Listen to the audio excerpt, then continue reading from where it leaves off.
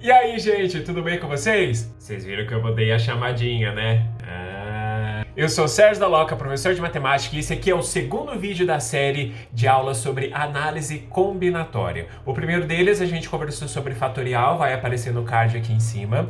E hoje nós vamos conversar sobre o princípio fundamental da contagem e o princípio aditivo da contagem. São duas ferramentas em análise combinatória que são extremamente importantes. Se você não entende essas duas, você não consegue passar nos passos posteriores da análise combinatória. Então, por isso, eu acho que eu já mereço aqui o seu like. Se inscreve no canal para não perder os outros vídeos da sequência.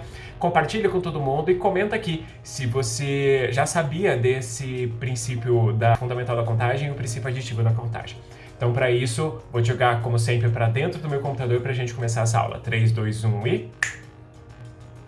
Princípio fundamental da contagem e princípio aditivo da contagem. Como eu falei, são duas ferramentas extremamente importantes para a gente estudar análise combinatória. Então, primeiro a gente vai identificar o que é, afinal, contagem. Contagem, gente, é o ato de você contar alguma coisa. É o ato de você pegar o número, a quantidade de elementos que tem ali e você contar mesmo um a um. Então, você precisa utilizar da contagem para muitas situações da sua vida. Por exemplo, de quantas maneiras você pode chegar à cidade de São Paulo? Bom, a gente pode chegar à cidade de São Paulo de carro, de ônibus, de avião, de paraquedas, enfim. Depende da maneira que você quer chegar. Mas a gente tem uma determinada quantidade de possibilidades, ok? Da gente chegar à cidade de São Paulo. E essas possibilidades, elas podem ser quantificadas, certo? A gente pode contar essas possibilidades. No segundo item aqui, ó. De quantas maneiras você consegue se vestir usando as roupas que você tem no seu guarda-roupa? Opa! Então vamos lá, para você se vestir, o que é que você precisa? De uma camiseta, uma calça e um tênis, por exemplo. Então, se você precisa de uma camiseta, uma calça e um tênis, a gente consegue fazer várias combinações com camiseta e calça e tênis. Só que nesse caso aqui já fica um pouco mais complicado, né, de você contar isso. No primeiro exemplo, né, de quantas maneiras que você pode chegar na cidade de São Paulo, fica fácil. Se você vai de carro, de ônibus, de avião, e eu falei de paraquedas, beleza, eu posso chegar lá de 4 maneiras. Agora, nesse caso aqui, já fica um pouquinho mais complicado de você contar. Se você tem poucas roupas no seu guarda-roupa, até que você consegue ali ver quantas combinações você consegue fazer. Só que dá uma olhada aqui no exemplo 3. Quantas placas de carros diferentes podemos formar utilizando 3 letras e 4 números? Pô, aí já deu uma complicada, né? Porque a gente tem 26 letras no alfabeto e a gente tem 10 números ali para utilizar em cada casinha. Agora, como que você vai escrever isso na mão ou vai contar isso fazendo todas essas combinações? Bom, é um pouco complicado, né? Você precisa então de uma ferramenta que te ajude a fazer esta contagem. A ferramenta que te ajuda a fazer essa contagem é justamente o princípio fundamental da contagem, ou como a gente pode falar, o princípio multiplicativo da contagem. É muito simples dele entender. Existe toda uma definição, mas aqui a gente vai utilizar que você precisa multiplicar para encontrar o resultado. Como assim, Sérgio? Multiplicar para encontrar o resultado? Pois é, você precisa multiplicar para encontrar o resultado. Como assim? Vamos de exemplo então. Contar azulejos numa parede. Esse aqui é um exemplo clássico que a gente pode fazer. Então vamos imaginar aqui, ó, que a gente tenha uma parede. Vocês percebem que eu sou muito bom de desenho, né? Prefiro os números aos desenhos. Mas vamos lá. Vamos supor aqui que essa aqui é uma parede da cozinha da sua casa e ela tem os azulejos, beleza? Então a minha ideia é a gente contar esses azulejos. Bom, então bora lá, vamos contar. Eu tenho 1, 2, 3, 4, 5, 6, 7, 8, 9, 10, 11, 12, 13, 14, 15 azulejos. Então eu contei um total de 15 azulejos. Agora, aqui eu tô falando de azulejos de uma parede. Agora, se eu quiser contar os azulejos de todas, você vai ficar lá contando? 1, 2, 3, 4, 5, 6, 7. Aqui outra. Aqui é uma parede pequena, é uma quantidade pequena, mas geralmente a parede tem muitos azulejos. Então você vai ficar contando um por um? Não. é justamente para isso que existe o princípio fundamental da contagem, que ele diz o seguinte: se a gente utiliza da multiplicação, a gente consegue encontrar a quantidade de elementos que tem ali dentro daquele conjunto, tá? De possibilidades que tem ali dentro daquele conjunto. Então, se eu pego aqui, ó, que eu tenho 1, 2, 3, 4, 5 azulejos na parte de baixo contra 1, 2, 3 azulejos na parte de cima, ora, é só eu utilizar o princípio fundamental da contagem. Eu tenho 5 azulejos na horizontal contra 3 azulejos na vertical, eu tenho então um total ali de 15 azulejos contados. Ok? Ah, mas Sérgio, esse exemplo ainda é pequeno, dá para contar na mão. Vamos para tenta um outro. Então vamos para um outro aqui, ó. Exemplo 2. Um carro é vendido em 3 versões. Vamos dar uma olhada aqui, ó, no que existe, no que fala esse exemplo. E aqui é muito bom para a gente entender como que funciona essa questão da interpretação dos exercícios. Então vamos lá. Um carro é vendido em 3 versões. Olha, essa é a primeira informação que ele te dá. 3 versões: o básico, o intermediário e o luxo. Beleza? Cada uma dessas versões pode ser pintada nas cores preto, branco, vermelho, azul e prata. Agora ele falou para você o seguinte, que um carro ele pode sair de lá em 3 versões diferentes: básico, intermediário e luxo. E cada uma dessas 3 versões você consegue pintar em 5 cores diferentes, que é preto, branco, vermelho, azul e prata. Quantos modelos de carro são possíveis com essas opções? Bom, a gente consegue então montar aqui uma tabela com essas opções. Eu tenho aqui então, nessa linha, básico, intermediário e luxo, e para cá, preto, branco, vermelho, azul e prata. A gente consegue aqui montar essas combinações na mão, tá? Então, o primeiro aqui no caso, eu vou ter um carro básico preto, um básico branco, um básico vermelho, um básico azul e um básico prata. Vou pôr PR aqui para diferenciar com preto. Aqui no caso, eu posso comprar um intermediário preto, um intermediário branco, um intermediário vermelho, intermediário azul ou um intermediário prata. Assim, no final ainda, a gente consegue comprar um luxo preto, um luxo branco, um luxo vermelho, um luxo azul e um luxo prata. Assim, no final de tudo isso, eu consigo então delimitar quantas opções eu tenho aqui. Então, se eu tenho 1, 2, 3 opções aqui, utilizando o mesmo princípio dos azulejos, eu tenho 3 opções na horizontal contra 5 opções... 3 opções na vertical contra 5 opções na horizontal, eu tenho 15 opções de carros, certo? Beleza. Mas aí você vai ficar fazendo esse quadradinho, essa tabela sempre? Às vezes pode ficar um pouco complicado. Como eu falei, o princípio fundamental da contagem diz que você precisa multiplicar para encontrar os resultados. Então, olha só, eu falei para você aqui que dentro do primeiro conjunto que ele te deu 3 opções. Dentro do segundo conjunto, ele te deu mais 5 opções. Então, vamos falar que eu tenho aqui a opção de tipo do carro que eu vou comprar e eu tenho aqui também a opção da cor do carro que eu vou comprar. O princípio multiplicativo da contagem, o princípio fundamental da contagem diz o seguinte, que você pode multiplicar esses 2 itens, os 2 números do conjunto, para encontrar a quantidade de possibilidades que você tem ali a escolher, tá? Mas nesse caso aqui ainda é pequeno. Agora, se eu complico um pouco mais esse item, olha só como fica. Um carro aqui ele pode ser vendido nas 3 opções. Esse é o meu primeiro conjunto. Ele pode ser vendido nas 5 cores, meu segundo conjunto. Agora eu coloquei que cada um desses modelos pode vir equipado com câmbio manual e câmbio automático. Agora eu coloquei mais 2 opções para cada um daqueles modelos. Nossa! Agora deu uma complicada, porque se eu fizer aqui a tabela daquele jeito, eu vou ter uma tabela desse tamanho. Dá uma olhada, eu tenho um básico, eu posso comprar um básico mecânico ou um básico automático, assim como eu posso comprar um intermediário mecânico e intermediário automático. Um luxo mecânico ou luxo automático. E cada um desses aqui eu posso comprar em cor diferente. Nossa, para! É muita coisa para você pensar. Então, primeiro de tudo, você delimita quais são os conjuntos de possibilidade que ele te deu. Nesse caso aqui, 3 no primeiro, 5 possibilidades no segundo e 2 possibilidades no terceiro. Então, eu tenho aqui de novo o tipo, com a cor, com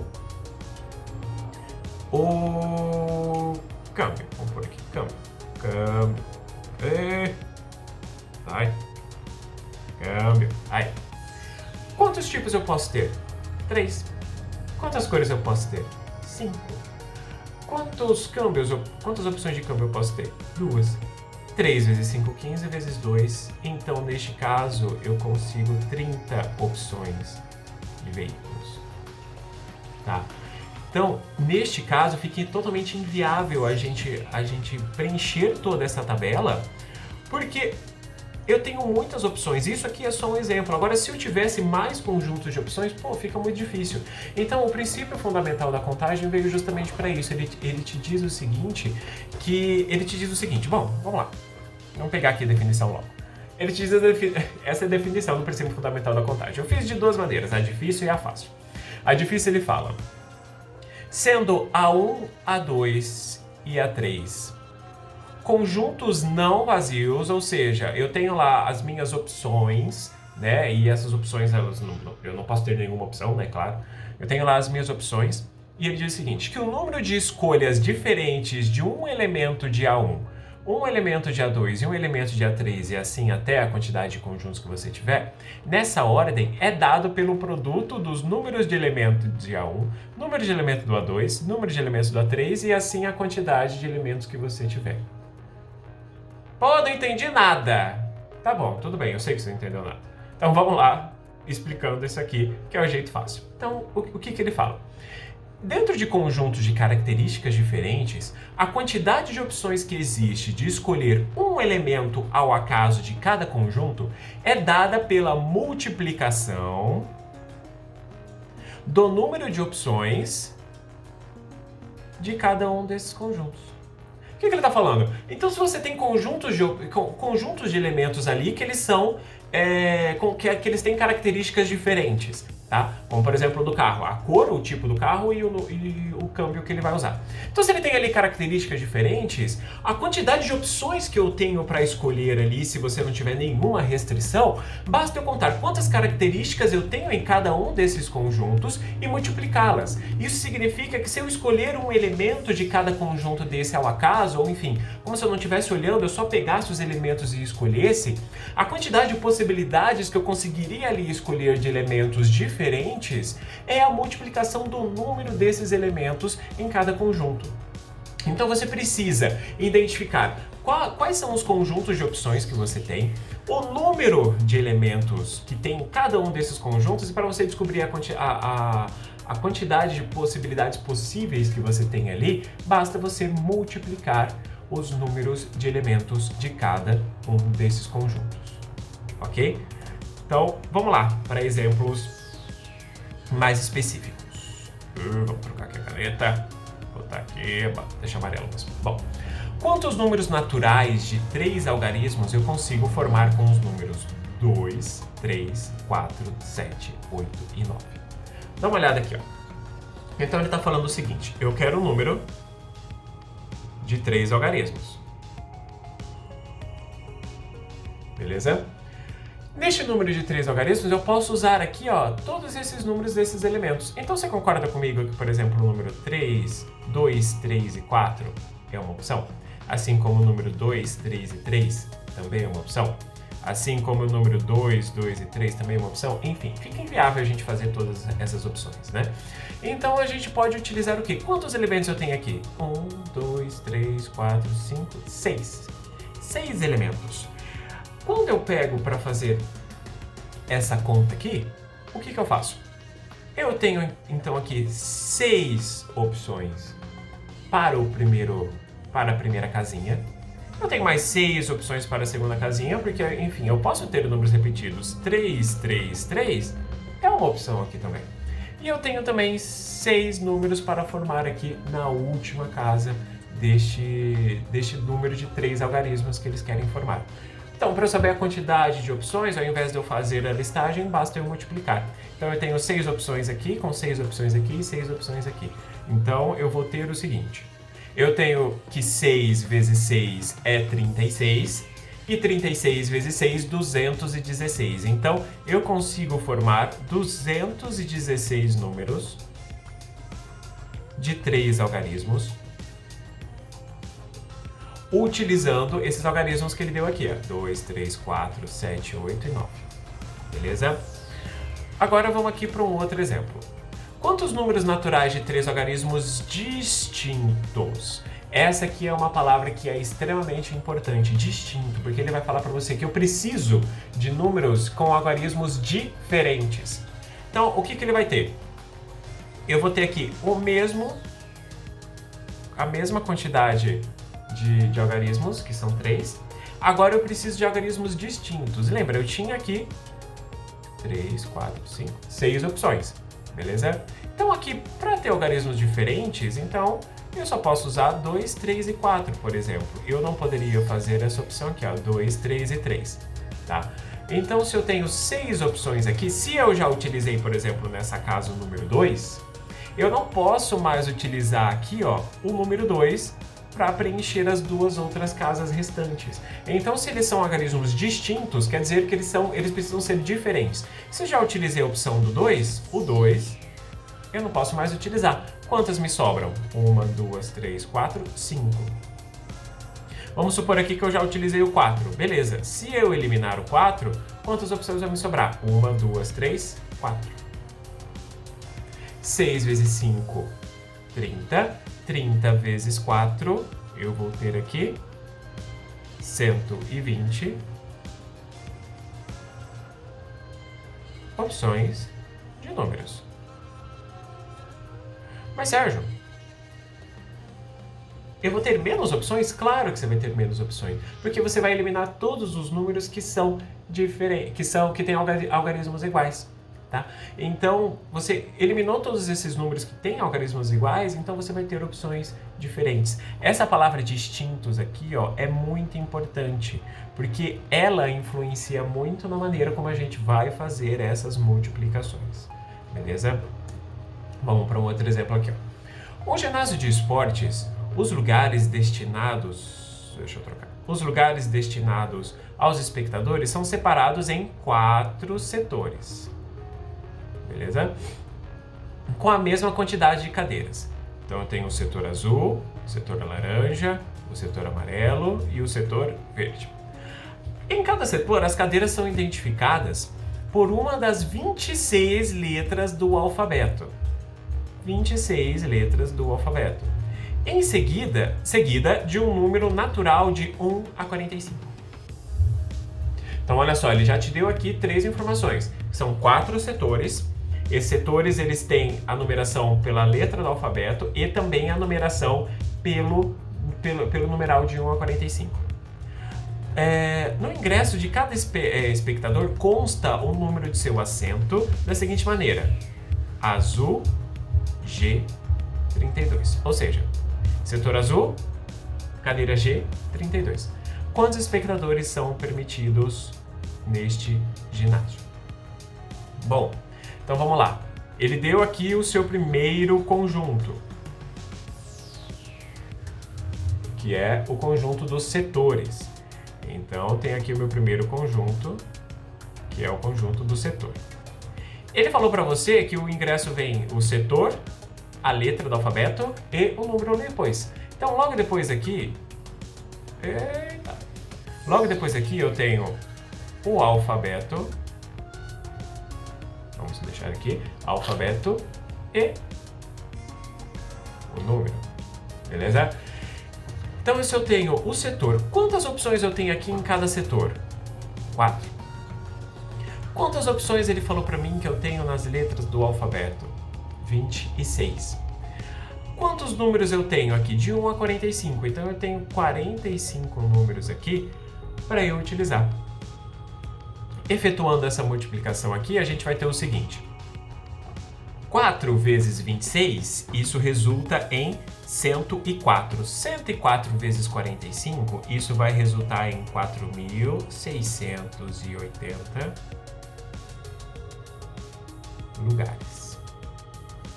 Ou seja, eu consigo colocar nesse ginásio 4.680 pessoas e cada uma dessas pessoas vai receber o seu ticket com o número do setor, aliás, com a cor do setor, com a letra e o número correspondente à sua cadeira. Você percebe que eu tenho aqui, ó, o primeiro conjunto, o segundo conjunto de opções e aqui o terceiro conjunto de opções. E você percebe que, como eu não tenho restrição nenhuma, como ele fala, por exemplo, não pode existir uma letra tal ou número tal, ele já te deu a quantidade de opções que eu tenho em cada conjunto. Basta então você multiplicar estas opções para você conseguir descobrir a quantidade de possibilidades que você consegue ter utilizando esse conjunto. Pegou? Bom, partindo daqui, a gente passa agora para o princípio aditivo da contagem. Esse princípio aditivo da contagem, ele é muito importante porque ele traz uma diferença em relação ao princípio multiplicativo, que no multiplicativo a gente multiplica todos os números. E o princípio aditivo da contagem, basicamente, ele vai te dizer o seguinte, que você precisa dar atenção aos elementos que possuem características em comum. Como assim? Vamos lá, vou explicar isso aqui. Não tem uma outra maneira mais simples de explicar do que utilizando conjuntos numéricos. Vamos trocar a cor, né? Eu já utilizei bastante aqui, vamos pegar o verde. Beleza. Vamos imaginar aqui que a gente tem uma população que não tem celular. Mas Sérgio, como assim? Tu não tem? Calma. É uma população que não tem celular, beleza? Aí eles estão aqui. Vamos dizer aqui que eu tenho 10 pessoas. E depois eu vi aqui as outras pessoas que têm celular. Por aqui que eu tenho 100 pessoas que têm celular, beleza? Então eu posso te perguntar, quantas pessoas eu entrevistei? Aí você tem que parar e analisar. Esses conjuntos, eles possuem características em comum? Eles têm características em comum? Por exemplo, eu tenho aqui, quem não tem celular, é em comum com quem tem celular? Não. Então basta eu somar essa quantidade de pessoas e eu vou ter a quantidade de pessoas que foram entrevistadas. Vejam que eles não têm nada em comum. Eles são diferentes, porque um tem celular, outro não tem, tá? Então, mas e se eu fizesse de uma outra maneira? Veja só, eu tenho aqui um conjunto de pessoas que tem celular. Vamos pegar aqui esse conjunto de pessoas que tem celular. Aí, agora eu quero ver outro conjunto de pessoas que tem televisão. Neste caso aqui, esse conjunto de pessoas, a gente tem o seguinte. Nesse conjunto que tem as pessoas têm TV, a gente pode dizer então que alguma dessas pessoas só tem TV, mas a grande maioria delas tem celular. Então eu posso juntar um conjunto aqui com outro, beleza? Então como a gente faz? Vamos falar assim, ó, que 5 pessoas têm celular e 20 pessoas têm televisão. Só que as pessoas que têm celular e têm televisão ao mesmo tempo são 50. Então veja só, dentro desta parte aqui do conjunto, ó, eu tenho só pessoas que têm televisão, tá? Que ela só tem televisão, ela não tem o celular, ela só tem televisão.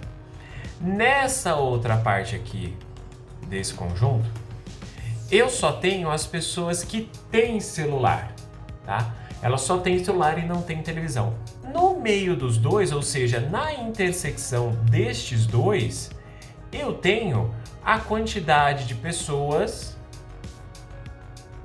que têm o celular e têm a televisão. Então, quando a gente utiliza o conjunto, quando um conjunto se encontra no outro, a gente pode colocar ali no meio desse encontro os itens que têm as características em comum. Então eu tenho pessoas que têm características em comum, eu tenho pessoas que têm celular e eu tenho pessoas que têm televisão ao mesmo tempo. Assim como eu tenho pessoas que só têm celular, eu tenho pessoas que só têm televisão. Então as pessoas que têm celular e televisão ao mesmo tempo, eu coloco na união do conjunto. As pessoas só têm celular, eu tiro fora dessa união, e as pessoas só têm TV, eu tiro fora dessa união. Agora, a grande questão é quando você vai fazer a soma. Quantas pessoas eu entrevistei? É muito comum acontecer o seguinte: quantas pessoas eu entrevistei no total? Então, pra gente fazer esse cálculo das pessoas, de quantas pessoas a gente entrevistou, a gente vai falar assim: quantas pessoas, então, têm celular? A gente faz a conta. 5 mais 50. 55. Quantas pessoas, então, têm TV? 50 mais 20. 70. Então, eu posso falar assim: quantas pessoas eu tenho no total? 125 pessoas. Tá correto esse pensamento? Não tá. Não tá. Tá certo eu falar aqui em cima, ó. Tá certo eu falar aqui em cima que eu tenho, que as pessoas que têm celular são 55. Sim, porque eu tenho 5 mais 50 pessoas. 55, tá certo. Todas elas estão aqui dentro do mesmo conjunto, tá? Assim como também está correto eu falar pra você das pessoas aqui... não vai aparecer. Das pessoas aqui, ó, que tem TV. Ó. Tá correto eu falar que são 70 pessoas? Tá. Porque aqui eu tenho 20 pessoas que têm TV, mais 50 pessoas aqui que têm TV também. Então eu tenho 70 pessoas. Só que o total de pessoas entrevistadas não foi 125. Porque eu tô contando 2 vezes os carinhas que estão aqui no meio, ó. Tá? Então o princípio aditivo da contagem diz o seguinte, que a gente tem que se preocupar com essas pessoas, primeiro que essas pessoas têm características em comum. Se eu não tenho características em comum em nenhum dos elementos, como foi o exemplo anterior, basta eu somar todos os itens. Tá? Agora, se eu tenho características em comum, o que eu tenho que fazer? Eu tenho que somar todos os elementos e depois disso eu tenho que subtrair a quantidade de elementos em comum. Então, nesse caso aqui, quantos elementos eu tenho? 50. 125 menos 50, 75 pessoas. Tem vírgula. 75 pessoas. Essa foi a quantidade de pessoas entrevistadas. Então, o que é que o princípio aditivo da contagem diz? Que se os elementos são distintos, eu somo todos eles. Tá? E que se os elementos são semelhantes, eu preciso subtrair justamente aqueles elementos que são semelhantes. E eu sempre falo, e sempre vou indicar para você para não fazer conta, e sim você montar o conjunto desses elementos. Desenhar os conjuntos mesmo, como eu fiz ali anteriormente. Você precisa desenhar esses conjuntos para ficar mais simples. Mas Sérgio, eu não consegui entender ainda. Vamos lá, vamos de exemplo. Exemplo 1. Mensalmente, um colégio oferece aos alunos 2 palestras sobre orientação profissional. No mês de abril, a primeira foi sobre informática e a segunda foi sobre economia. Então vamos lá, eu já tenho aqui os meus 2 conjuntos. Eu tenho a palestra de informática e eu tenho a palestra de economia. Fechou? Bom, todos os alunos de uma classe assistiram a pelo menos uma dessas palestras, sendo 18 que assistiram a primeira, 23 que assistiram a segunda e 8 assistiram as 2 palestras. Quantos alunos há nessa sala? Eu não posso chegar aqui e fazer essa soma aqui, ó. 18 mais 23 mais 8. Isso aqui tá errado, tá? Porque, lembra, eu preciso ver os elementos que estão em comum. Quais elementos estão em comum? 8 assistiram as 2 palestras. Então, se eu for fazer os conjuntos aqui destes elementos, o 8 vai estar aqui no meio, certo? Então ele falou assim que 8 pessoas assistiram as 2 palestras ao mesmo tempo. Aí ele deu para você a outra informação. Ele deu o seguinte, que 18 assistiram a primeira e 23 assistiram a segunda. Eu posso chegar aqui e colocar que 18 assistiram a primeira e 23 assistiram a segunda? Não. Por que eu não posso? Porque lembra, eu já tenho 8 aqui, ó. Se eu for pegar esse conjunto que assistiu a palestra de informática, eu já tenho 8 que assistiu a palestra de informática. Então, quantas pessoas eu vou ter que completar aqui? Bom, se no total que assistiram informática foram 18 e eu já tenho esse 8 aqui, então 10 pessoas apenas assistiram a palestra de informática. No segundo caso, ele falou que 23. Então, se eu tenho aqui, ó, que 23 pessoas assistiram a palestra de economia, só que aqui eu já contei 8 que assistiram a palestra de economia e de informática, quantos elementos, então, eu vou ter aqui no total?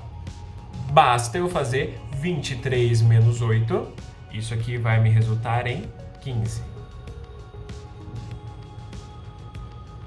Mas, Sérgio, então, como que eu sei quantas pessoas tem nessa classe? Se eu já fiz o meu conjuntinho, basta eu pegar os números aqui que eu preenchi meu conjunto e somá-los. Então, eu vou ter 10 mais 8 mais 15. Isso aqui vai me resultar em 33 alunos. 33 alunos. Mas, Sérgio, beleza, eu consegui entender, mas se eu quisesse fazer daquele outro jeito? Bom, dá para fazer também. Vamos pensar desse jeito, ó. Lembra que eu falei que eu preciso então somar os elementos de cada conjunto? Beleza? Então eu vou ter aqui 23 mais 18, isso vai dar 41. Beleza? Agora lembra que eu falei que você precisa subtrair os elementos que são semelhantes.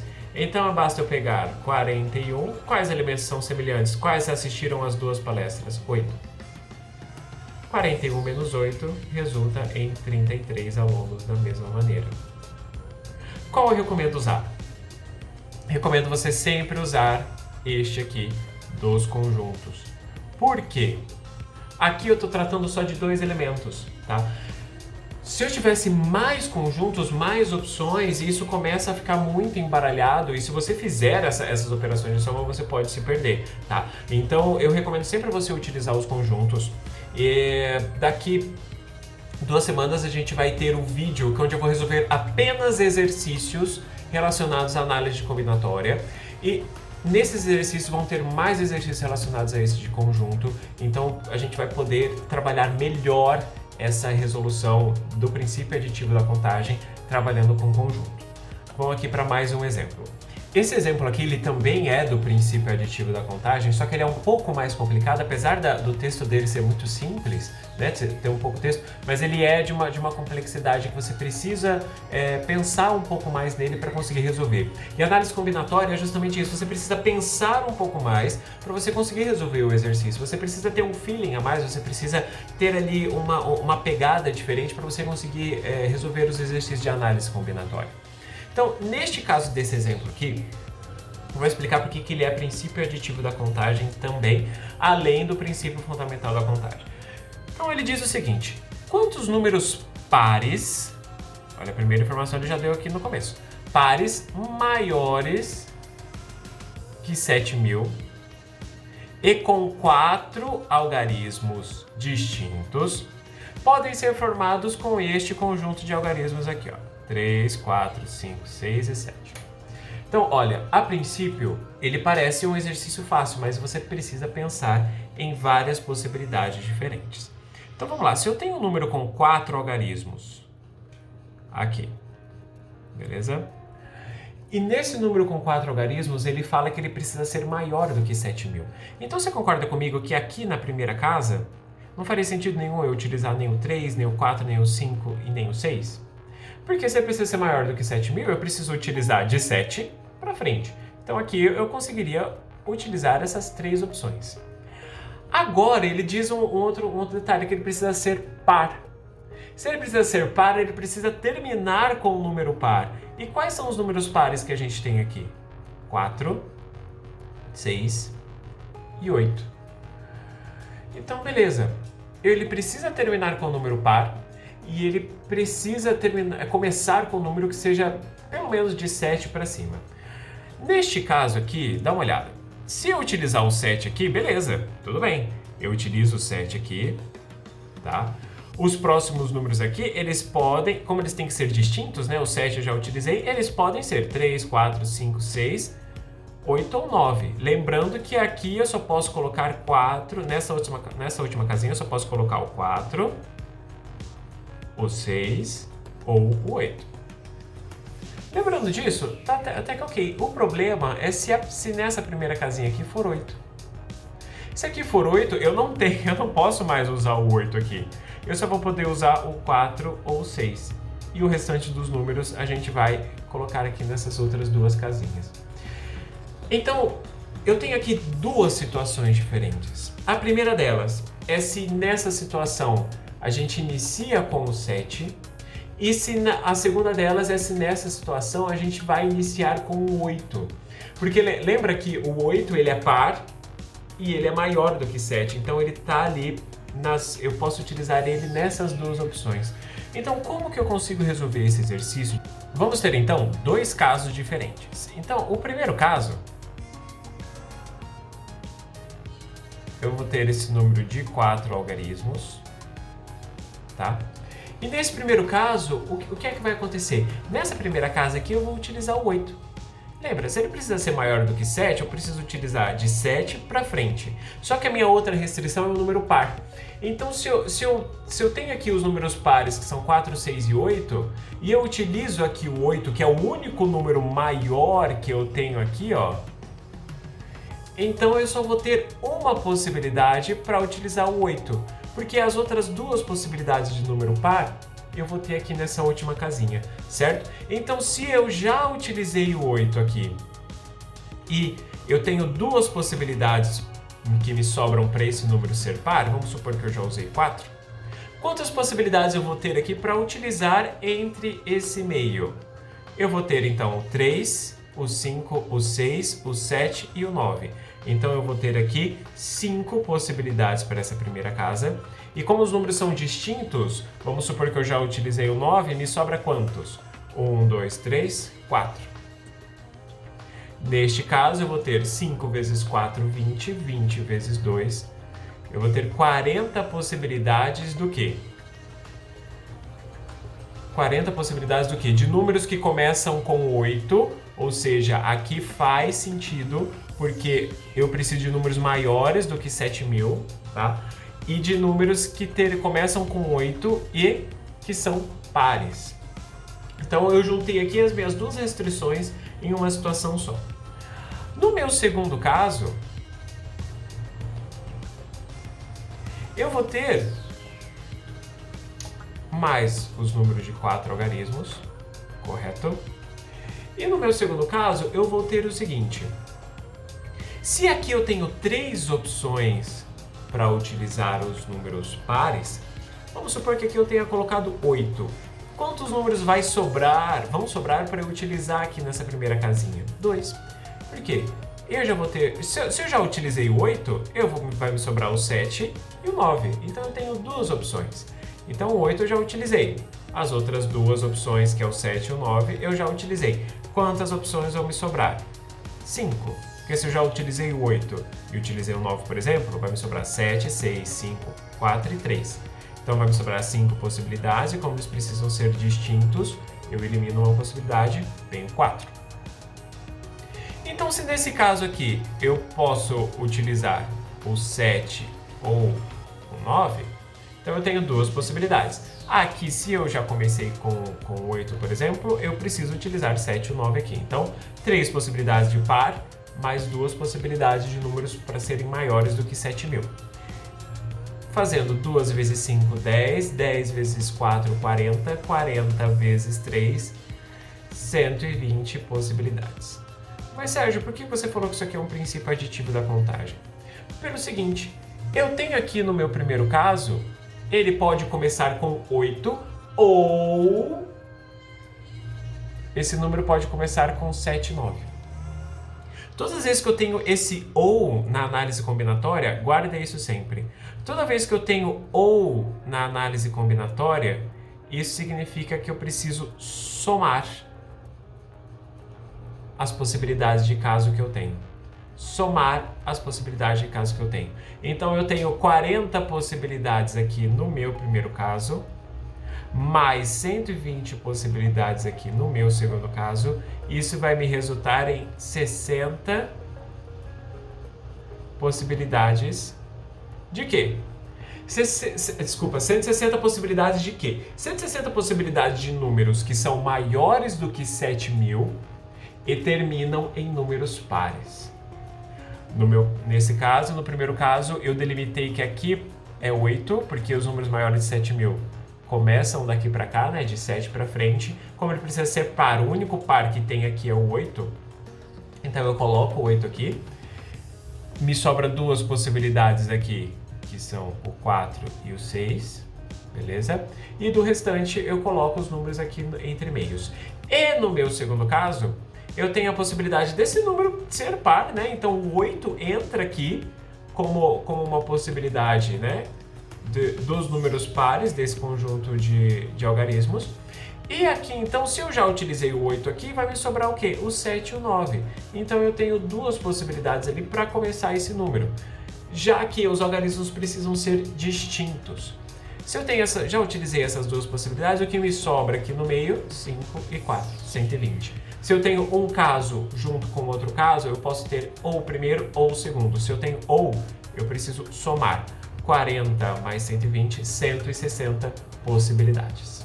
Então, na análise combinatória, você precisa ter uma pegada diferente para analisar os exercícios. A análise combinatória justamente é você pegar o enunciado e analisar estes exercícios.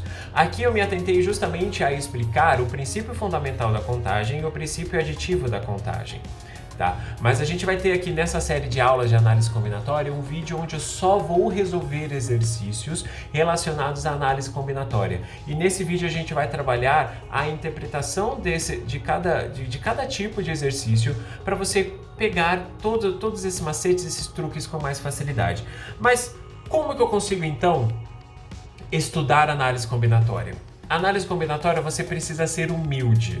Você precisa começar pelos exercícios mais básicos de análise combinatória e para você depois ir passando os estágios e subindo a dificuldade dos exercícios.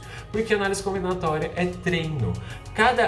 É uma das matérias mais complicadas, né, que se cobram em prova, justamente porque ela depende muito da sua interpretação. Então, se você pega o macete dos tipos de exercício que existem em análise combinatória, você consegue resolver esse exercício com mais facilidade. Só que esse macete você só vai conseguir criar se você fizer esses exercícios constantemente, começando sempre do mais básico, passando para os exercícios mais complicados de análise combinatória. Na descrição aqui embaixo eu vou te deixar um link e esse link vai te direcionar para o meu site e lá vai ter uma lista de exercícios sobre princípio fundamental da contagem e princípio aditivo da contagem. São exercícios básicos, lá vai ter o valor que você precisa entregar nesses exercícios para você treinar o princípio fundamental da contagem e o princípio aditivo da contagem, beleza? Os números são complicados para você, eu te ajudo a descomplicar. Eu te espero na próxima aula de análise combinatória e tchau!